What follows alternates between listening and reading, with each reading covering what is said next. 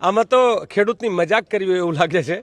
એક બાજુ અદાણીના એકલાના 33,000 કરોડ માફ થાય અને ગુજરાતના 56 લાખ ખેડૂત પરિવાર અને 40 લાખ ખેતમજૂર અને પશુપાલક પરિવાર એટલે લગભગ 1 કરોડ અને 6 લાખ પરિવાર એટલે એક બાજુ 1 કરોડ 6 લાખ પરિવાર માટે 10,000 કરોડ માફ કર્યા અને અદાણી એમનો હગો છે, વેવાય છે, માસીનો દીકરો છે, કોણ છે કાંઈ ખબર નહીં, 33,000 કરોડ માફ કર્યા।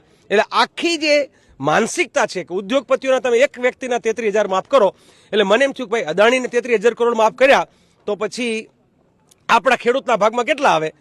ખેડૂતના 1 કરોડ 6 લાખ પરિવાર એની કુલ વસ્તી, કારણ કે એક પરિવારમાં એવરેજ 4.5 જેટલા લોકો આવે એટલે 4.5 કરોડથી વધારે લોકો ગુજરાતના ખેડૂત અને ખેતી સાથે નભતા પરિવાર થાય। 4.5 કરોડ લોકોને 10,000 કરોડનું પેકેજ આપ્યું, ભાગાકાર કરે ખબર પડી 2200 રૂપિયા આવે એક જણને। આ 2200 રૂપિયા જે છે અત્યારે તો 2 ડીએપીની થેલી લેવા જઈએ તો 2200 નથી આવતા। ખેડૂત જીવશે કેમ? એટલે આ સરકાર જે છે ખેડૂતોની મજાક કરી છે।